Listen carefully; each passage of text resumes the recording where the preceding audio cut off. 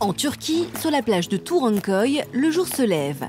Les habitants sont déjà à pied d'œuvre. Encore une belle journée qui commence pour Marc, Laura et toute la petite tribu.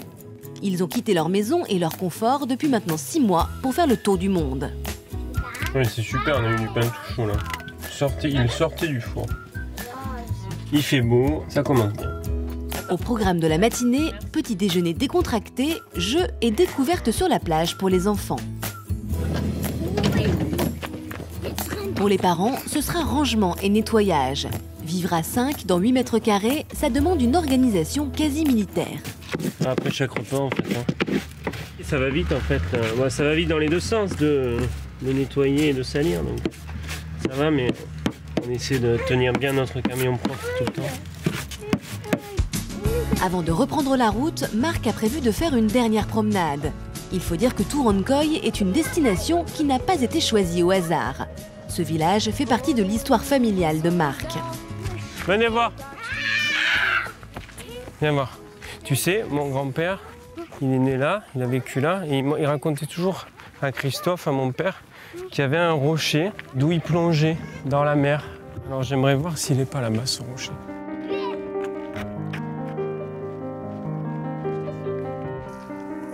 Ah ben voilà, regarde Laura.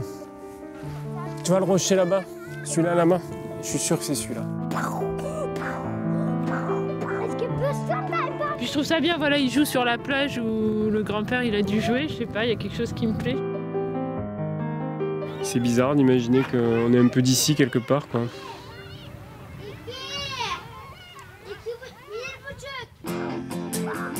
C'est déjà l'heure de partir vers d'autres aventures. Il y a 180 km à parcourir pour atteindre la prochaine destination.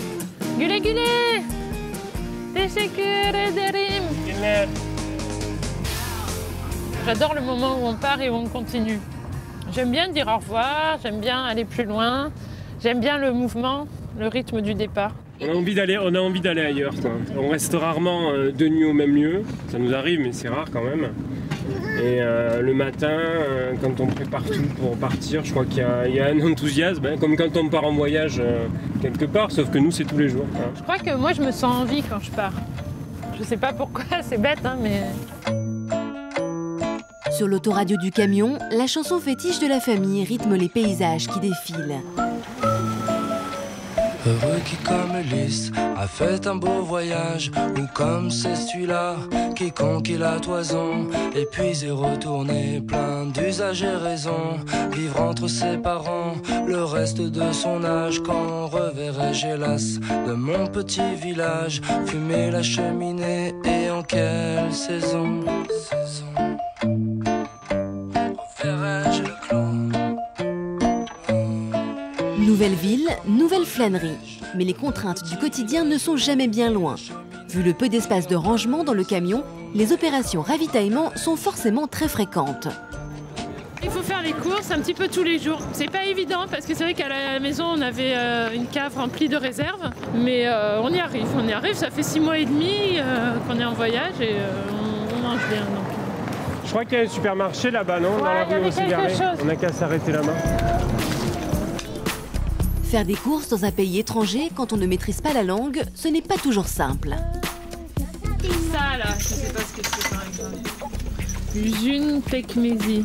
Du coup, ça réserve parfois quelques surprises. Ça chouette. Ah, des fois on se trompe. En Pologne, on avait acheté 10 pots de crème fraîche. On croyait que c'était des yaourts.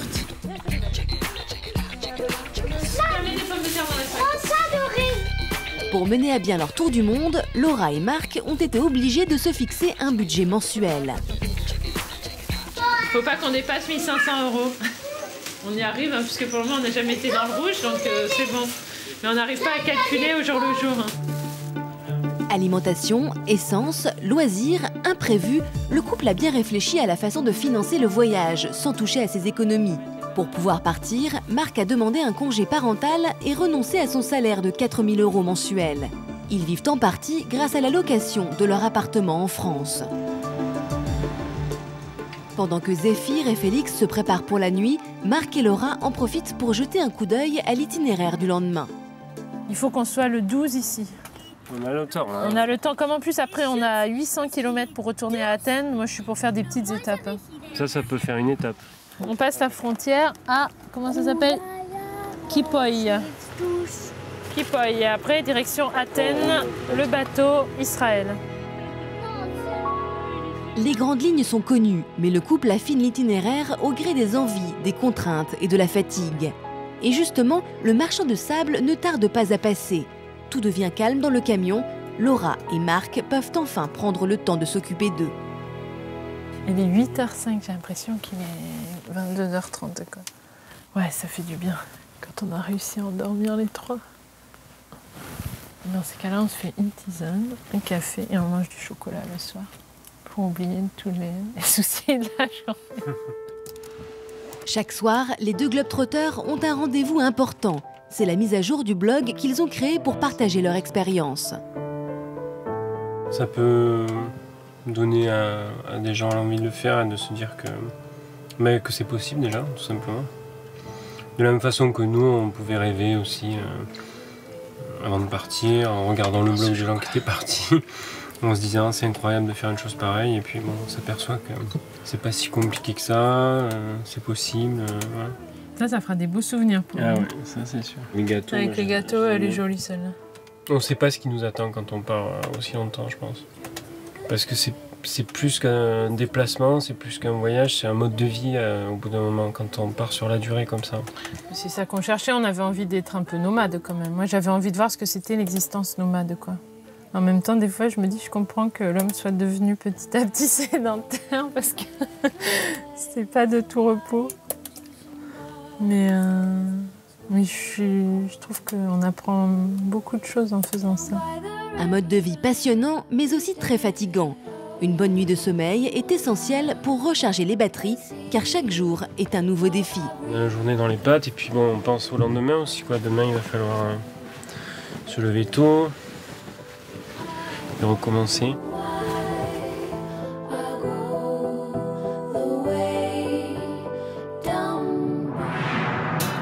Comme Laura et Marc, environ 5000 Français entreprennent un tour du monde chaque année pour un budget moyen de 14 à 18 000 €.